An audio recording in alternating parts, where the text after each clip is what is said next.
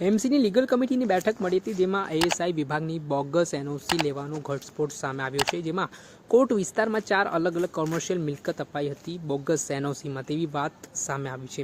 Archaeological survey of ઇન્ડિયાના જે લેવાયેલા બોગસ એનઓસીનો મામલો સામે આવ્યો છે, જેમાં બોગસ એનઓસીના આધારે એમસી આપી હતી બાંધકામની રજા ચિઠ્ઠી। આ મામલામાં બોગસ એનઓસીના આધારે 2017માં રજા ચિઠ્ઠી મેળવી હતી ને 2019માં ધ્યાનમાં આવતા તેને રદ પણ કરવામાં આવી હતી। આ સમગ્ર મામલો હાલ ગુજરાત હાઈકોર્ટમાં ચાલી રહ્યો છે। સુનાવણી હેઠળ આ સમગ્ર ઘટના છે, ત્યારે લીગલ કમિટીએ સત્વરે સિનિયર જે વકીલે છે તેમણે દ્વારા આ બાબતે કાર્યવાહી રોકી સૂચના કરવામાં આવી છે, જેમાં સલમાન એવન્યુ ફેક એનઓસી પગલે તપાસ થતાં વધુ 4 મિલકતો સામે આવી છે। આ મામલાને લઈને અમદાવાદ મ્યુનિસિપલ કોર્પોરેશનના લીગલ કમિટીના ચેરમેન પ્રકાશ ગુર્જરનું પણ મહત્વનું નિવેદન સામે આવ્યું છે। તેઓ શું કહી રહ્યા છે તે સાંભળી લો। પ્રકાશભાઈ, ખાસ કરીને બોગસ એનઓસીની ઘટના સામે આવી છે। કેટલી બોગસ એનઓસી લેવા, કયા વિભાગ તરફથી લેવામાં આવી, શું કરે એમસી કરવા જઈ રહી છે? કુલ મળીને મ્યુનિસિપલ કોર્પોરેશનના બીપીએસપી વિભાગનો આ વિષય છે, જેની અંદર અગાઉ સલમાન એવન્યુ નામક એક બિલ્ડિંગની fake NOC archaeological survey of ઇન્ડિયાની જે હતી એનો વિષય ધ્યાનમાં આવ્યો હતો, જેની અંદર સ્પેશિયલ એડવોકેટની નિમણૂક કરવામાં આવેલી છે અને વિષય અત્યારે હાઈકોર્ટની અંદર પેન્ડિંગ છે।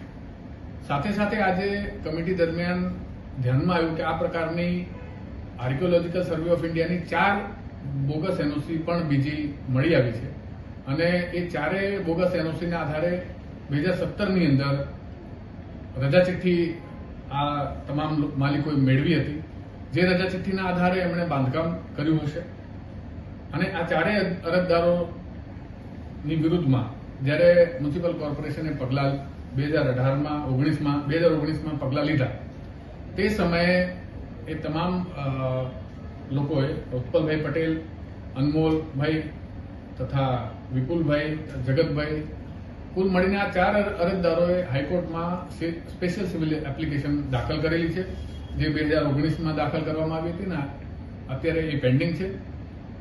અમે એની અંદર સિનિયર એડવોકેટ શ્રીની નિમણૂક કરવાની કમિટીમાં રજૂઆત કરી છે અને આ તમામ બાબતો કુલ મળીને 5 એએસઆઈની 5 ફેક એનઓસી જે ધ્યાનમાં આવી છે, એ તમામ બાબતો ખૂબ ગંભીર છે।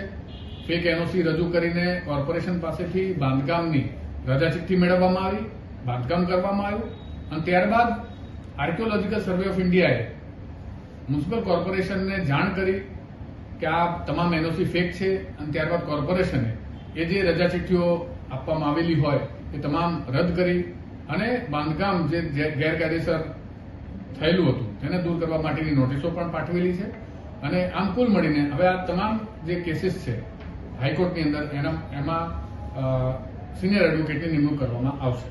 એ નેતા, બીજી વાત છે કે વકફને લઈને આપની રજૂઆત હતી, જે વકફ દ્વારા જમીનો કબજે કરાઈ છે એએમસીની, એમાં શું કાર્યવાહી થશે? વકફ કમિટીઓ દ્વારા અમદાવાદ મ્યુનિસિપલ કોર્પોરેશનની વિરુદ્ધમાં કુલ 31 દાવાઓ વકફ ટ્રિબ્યુનલ સ્ટેટ ખાતે કરવામાં આવેલા હતા, જેને ધ્યાનમાં આવતા ગત રોજ 11 તારીખે senior advocate Shri Hareshbhai Shani municipal corporation દ્વારા તમામ 31 કેસોમાં નિમણૂક કરવામાં આવેલી છે। ખૂબ જ ઝડપથી આ તમામ જે ફાઇલ્સ છે, તમામ કેસીસ છે, એની અંદરના વિવાદો છે, જમીનની માલિકીના જે હકીકતો છે, એ તમામ બાબતો ઉપર અભ્યાસ શરૂ કરી દેવામાં આવશે અને ખૂબ ઝડપથી એ તમામ કેસોનો અમદાવાદ મ્યુનિસિપલ કોર્પોરેશન જીતે એ દિશામાં આગળ વધવામાં આવશે।